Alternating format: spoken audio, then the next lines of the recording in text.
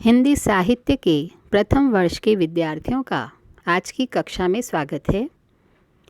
आज हम देखेंगे कि किस प्रकार विरहिणी नागमती की व्यथा फागुन के महीने में और भी अधिक बढ़ जाती है। फागुन के महीने में होली का त्यौहार उत्सव का त्यौहार होता है, लेकिन इस समय भी नागमती के लिए सारी दुनिया उदासी से परिपूर्ण है।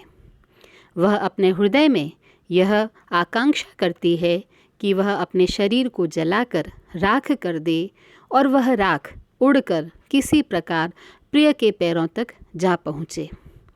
नागमती के मनोभावों को व्यक्त करते हुए जायसी कहते हैं, फागुन पवर झकोरे बहा, चौगुन सियु जाई किमी सहा, तनजस पियर पात भा मोरा, बिरहन रहे पवन होई झोरा, तरिवर झरे झरे बन ढाखा, पत भई अनपत्त फूल फर साखा, करहिन बनाफती कीन्ह हुलासु, मौकह भाजग दूनु उदासु। फागुन पवन झकोरे बहा, फागुन का महीना लग गया है और इस समय पवन जो है वह झकोरे के साथ, तीव्र झोंकों के साथ चल रहा है। परिणाम स्वरूप चौगुन सियु जाई किम्हि सहा, इस कारण से जो शीत है उसका प्रभाव 4 गुना हो गया है। और इस स्थिति को भला विरहिणी नायिका नागमती किस प्रकार से सह सकती है। तनजस पियर पात भा मोरा, बिरहन रहे पवन होई झोरा। नागमती कहती है कि पतझड़ होने के कारण से मेरा शरीर जो है वह भी पीले पत्ते की तरह नीरस और शुष्क हो गया है। ऊपर से विरह उसे झोर रहा है, क्योंकि जब वृक्ष पर पत्ते पीले पड़ जाते हैं, शुष्क हो जाते हैं, तो हवा के झकोरे से वो सहज ही वृक्ष से विलग हो जाते हैं।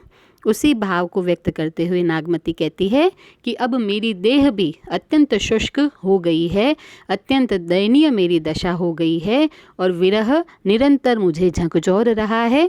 अतः कहीं मेरे प्राण जो है वही ना निकल जाए। तरिवर झरे झरे बन ढाखा, भई अनपत्त फूल फर साखा।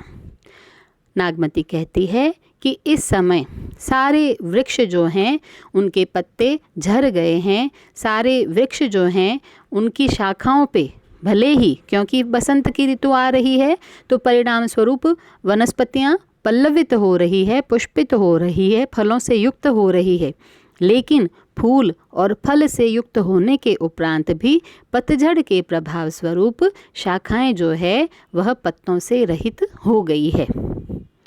करहिन बनाफती कीन्ह हुलासु, मौकह भाजग दूनु उदासु।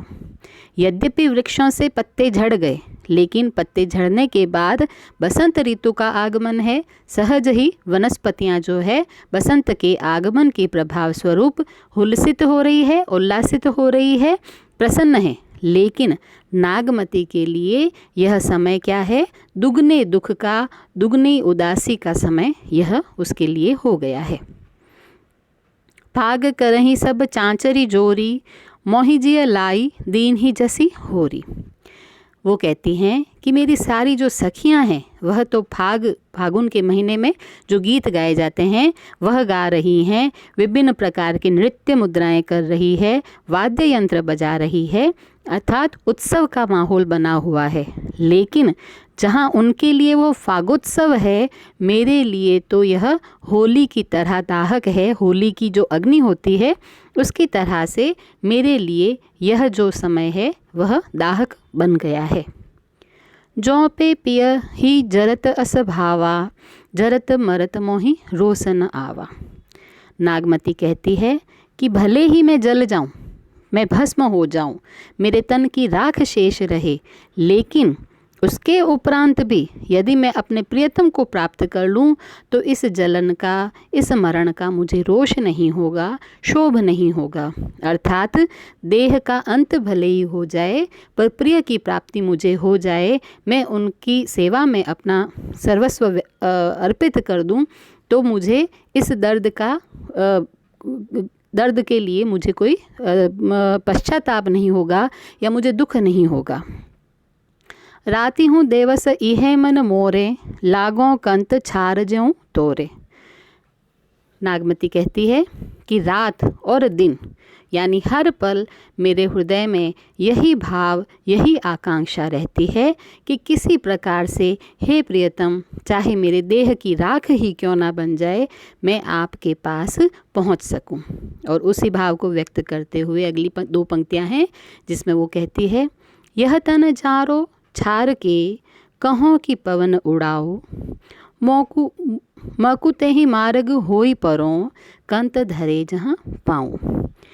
कि मैं अपनी देह को, अपने शरीर को जलाकर राख बना दूं और पवन से यह अनुरोध करूं कि मेरे देह की राख को वह उड़ा दे और उस मार्ग पर ले जाकर बिखेर दे जहाँ पर मेरे प्रियतम के चरण रखे जाएं। और इस प्रकार से मरणोपरांत ही सही मैं अपने प्रियतम को प्राप्त कर लूं तो मुझे संतोष की प्राप्ति हो जाएगी। यहाँ पर प्रियतम के प्रति सात्विक प्रेम का भाव व्यक्त हुआ है।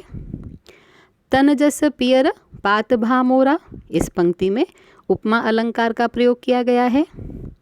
मोहितन लाई दीन्ह जस होरी, इसमें उदाहरण अलंकार का प्रयोग किया गया है। संपूर्ण पद में वियोग श्रृंगार रस और अवधि भाषा का प्रयोग दृष्टव्य है। आज की कक्षा में इतना ही लेंगे। धन्यवाद।